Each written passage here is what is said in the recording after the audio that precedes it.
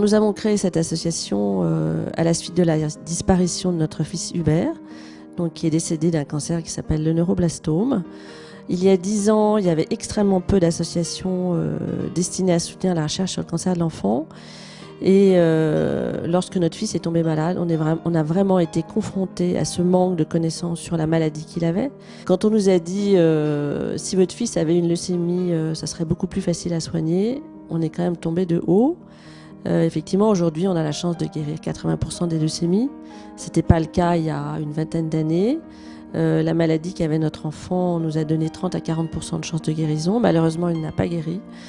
Et quand on a découvert ce monde et qu'on a vu qu'il y avait si peu de recherche et qu'on s'intéressait si peu à cette cause, on s'est dit qu'il fallait vraiment apporter notre pierre à l'édifice.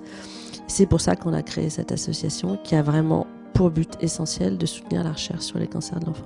Nous allons fêter les 10 ans de l'association puisqu'elle est née en 2004 et on arrive en 2014. Ça a été une expérience extrêmement enrichissante, toutes ces années faites de rencontres, d'espoir, de belles rencontres, de très belles rencontres.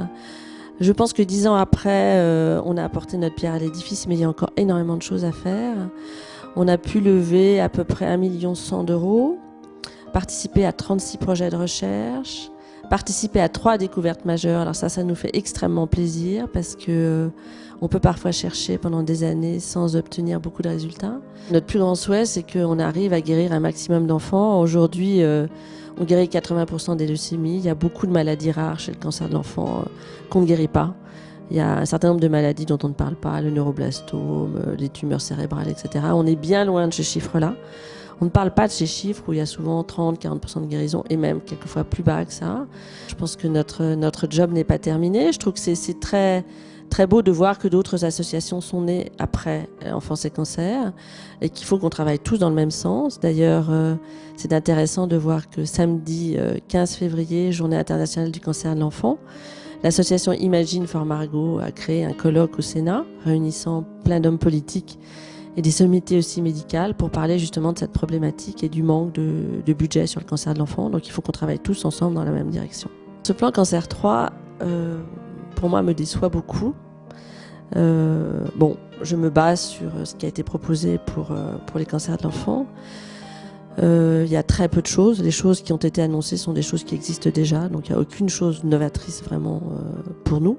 J'espère que la journée de samedi permettra d'étudier en détail un certain nombre de solutions juridiques envisageables au niveau français mais aussi européen.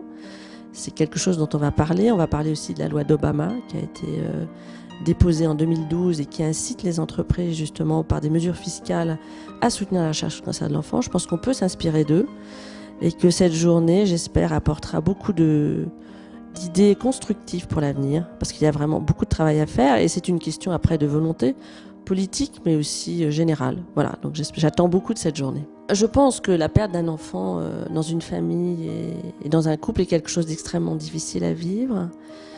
Je pense que tout événement qui nous arrive, on doit en tirer quelque chose et quelque chose de positif. Effectivement, on peut pleurer toute la journée, on peut se dire voilà, de cette chose difficile, on en tire quelque chose de positif et quelque part on en fait profiter les autres.